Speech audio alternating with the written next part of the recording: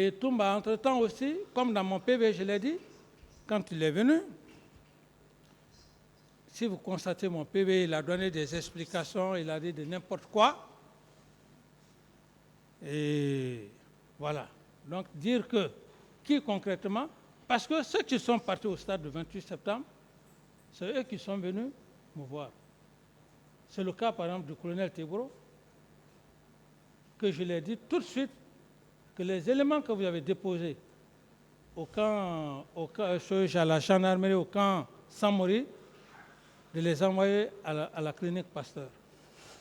D'accord, Monsieur le Président. En fait, mon problème, il est quelque part répondu. Vous avez contesté ici que le colonel Kegoro ne s'est pas déplacé devant vous pour aller au stade. J'ai été convenu avec vous sur la question. Alors, vous venez de dire que vous lui avez écouté, il vous a donné sa version. Ça signifie deux choses. Premièrement, vous étiez convaincu à 100% que lui et son équipe y étaient. Il vous a certainement déclaré d'autres personnes qui étaient aussi plutôt.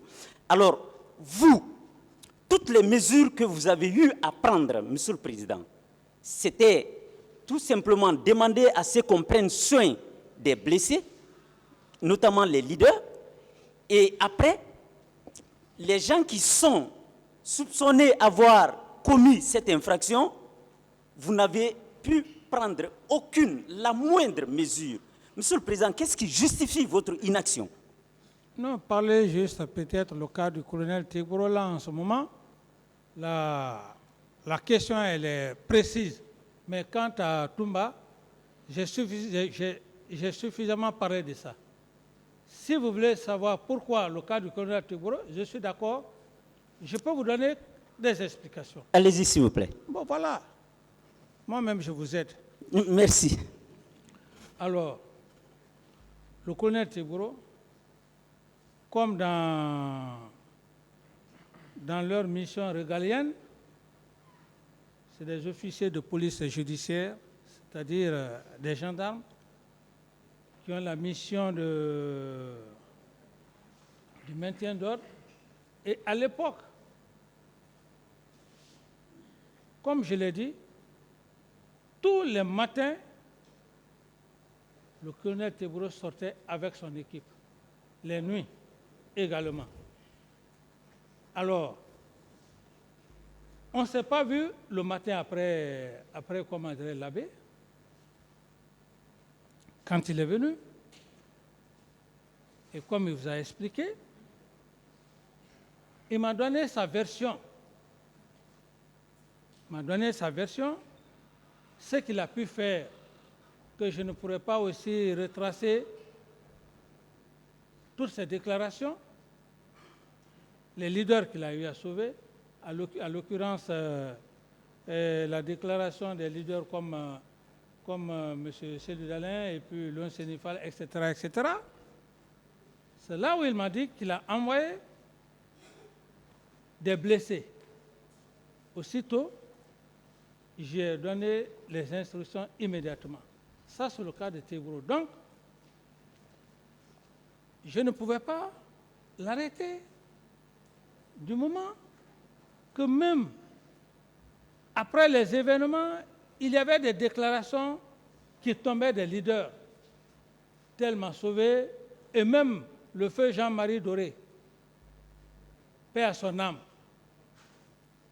Si on écoute, comment dirais sa vidéo, lorsqu'il a déclaré que c'est le colonel Teboro qui l'a sauvé, peut-être vous avez certainement vu ces vidéos, et tant d'autres, même les leaders comme M. Cédou Dalin Diallo et tant d'autres. Alors, que ces gens-là confirment les premiers jours, juste après les événements du 28 septembre. Faut-il arrêter des gens comme ça? C'est un peu compliqué, maître. C'est un peu compliqué. D'accord.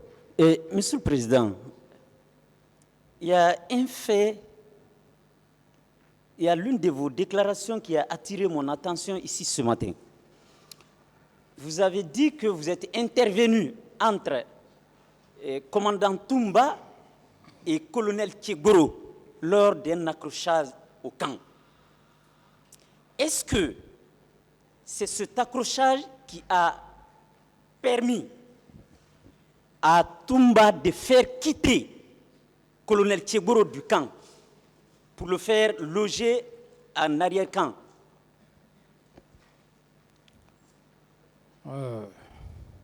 Sauf que vous m'obligez vraiment à revenir toujours sur les mêmes choses. J'ai été très clair avec vous, maître, ici pour la première fois. J'ai dit quand il a fallu cet accrochage, lorsque j'ai intervenu, le lendemain, c'est l'argument du général Sekouba qui vient dire au colonel Tiburo que vous ne pouvez pas rester ici, vous ne pouvez pas vous comprendre avec les bérets rouges. Ils ont sorti le colonel Tiburo à l'enceinte, juste à quelques 40, à quelques 100 mètres. Alors, c'est ce qui s'est passé. D'accord. Monsieur le Président, commandant Toumba avait dit ici, a soutenu fermement à la barre ici, que il existait toujours des petits contentieux entre son équipe et celle de Tchegoro parce que les deux portaient le même béret.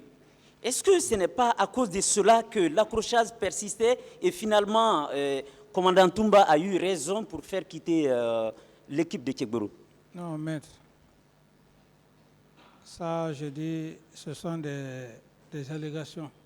Pardon? Est-ce que vous pouvez Des allégations, maître. Les hommes de Tchegoro n'ont jamais porté le béret rouge, à mes yeux. Même le jour de leur accrochage, qui n'a d'ailleurs pas eu lieu, ces hommes étaient en t-shirt avec les bérets verts. Donc, ce côté, ce n'est pas ça. D'accord, Monsieur le Président.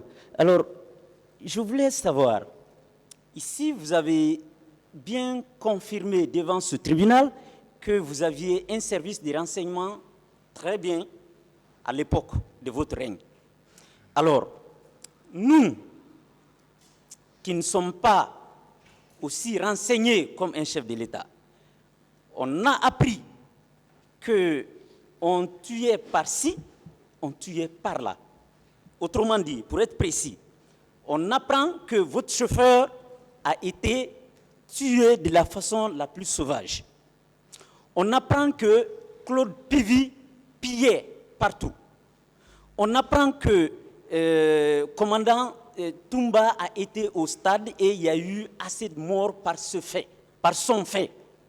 Alors, Monsieur le Président, avec tous les renseignements que vous devriez avoir de par vos services de renseignement, votre conviction personnelle a été établie contre qui et qui pour les différents faits que je viens de vous citer? D'abord, je commence par rectifier le premier passage que vous voulez me compromettre très dangereusement devant le tribunal. Lorsque vous dites, c'est pourquoi, maître, il faut qu'on soit concentré quand les gens sont là, chercher à les écouter ou à repasser ce qu'ils ont dit. Qui a dit devant l'auguste tribunal de Monsieur le Président, est-ce que capitaine Dadis a dit devant l'auguste tribunal que j'avais un service de renseignement? D'ailleurs, quand la question a été posée, je me suis dit que je n'ai pas eu cette chance-là. Donc, si vous voulez aborder vraiment votre question, ne faites pas allusion au cas du tribunal, parce que ce n'est pas vous qui me jugez. Moi, je cherche à vous satisfaire, mais c'est le tribunal. Donc, si vous engagez ou si vous dites un langage qui peut me compromettre, avant de répondre à votre question, je rectifie d'abord. Merci. On est d'accord? Maintenant, reposez votre question maintenant. Alors, Monsieur le Président, je suis vraiment ferme là-dessus.